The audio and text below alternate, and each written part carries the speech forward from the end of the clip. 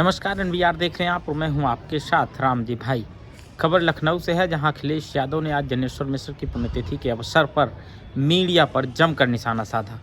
उन्होंने मीडिया के सवालों का जवाब देते हुए कहा कि मीडिया को चाहिए कि वो किसी का एजेंडा न चलाएं। साथ ही मीडिया को देश के और तमाम समाज के हितों पर काम करना चाहिए। किसी पत्रकार के सवाल का जवाब देते हुए उन्होंने कहा कि मीडिया अब पूंजीपतियों के हाथ में जा रही है, जिसके बाद से अब लोग चैनलों पर भी अपना कब्जा जमा रहे हैं। हालांकि उन्होंने जनेश्वर मिश्र की पुण्यतिथि के अवसर पर शपथ लेते हुए कहा कि हम समाजवादी पार्टी के समाजवादी आंदोलन को आगे बढ़ाएंगे। वहीं उन्होंने उप मुख्यमंत्री ब्रजेश पाठक पर भी जमकर निशाना साधा है। जानिए क्या कुछ कहा अखिलेश यादव ने। डीएम है, मुझे उसको कुछ नहीं कहना है। अब कई आपके मान लो पूंजीवादी हावी हो रहा है, सर तमाम तो आपके चैनल भी तो पूंजीवादियों के हाथ में जा रहे हैं। तमाम चैनल हैं जो पूंजीवादियों के हाथ में चले गए। तो जब पूंजीवादी हावी होगा तो हम समाजवादियों की ये चिंता होगी कि समाजवादी आंदोलन कैसे बढ़ाएं आगे। जनेश्वर मिश्र जी, नेताजी बाबा साहब भीमराव अम्बेडकर जी के सिद्धांतों को कैसे आगे बढ़ाएं। सर तमाम संसाधन होने के बावजूद उस युवक को बचा नहीं जा सका। 2.5 घंटे तक वो अपनी जान बचाने की गुहार लगाता रहा। लोगों की जान और किसान की जान, गरीब की जान और हम सब की जान तभी बचेगी जब भारतीय जनता पार्टी हट जाएगी। सर, एआईएमआईएम को लेकर क्या आप लोग गठबंधन करने के प्लान में हैं? क्योंकि आप ही की पार्टी के सांसद ने बयान दिया था कि जरूरत पड़ी तो साथ लेंगे। तो हमारा चैनल चलाओ, कुछ और चलाओ। Sir deputy CM Brajesh Pathak ने कहा है कि आप लोगों से भी हमारा निवेदन है, आप लोग भी किसी का एजेंडा मत चलाओ, क्योंकि रंग से ही पता लग रहा है तुम्हारा एजेंडा किसका है और मालिक कौन है तुम्हारा। इसलिए इन चीजों में मत उलझो।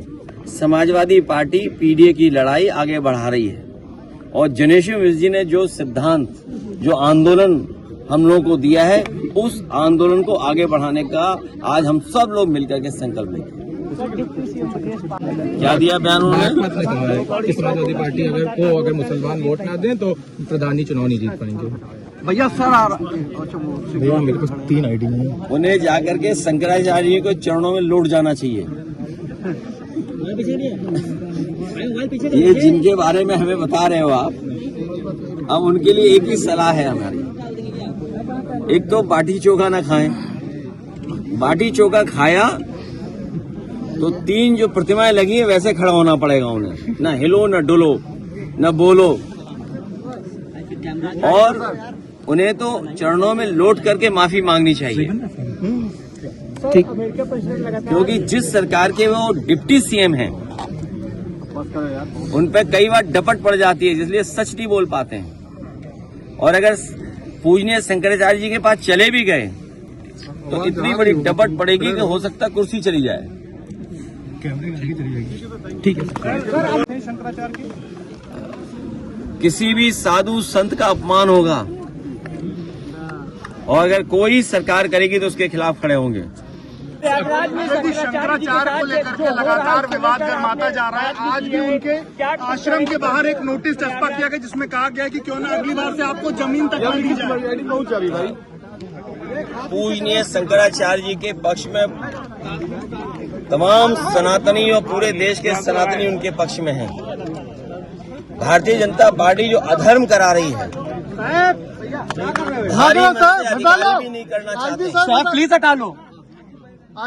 जो अधिकारी नोटिस भेज रहे हैं या उन्हें स्नान करने से जिन अधिकारियों ने रोका है, वो इस पाप का भागीदार नहीं होना चाहते हैं। मनी मन वो दुखी हैं और वो महसूस कर रहे हैं कि हमें दबाव में ये काम करना पड़ रहा है।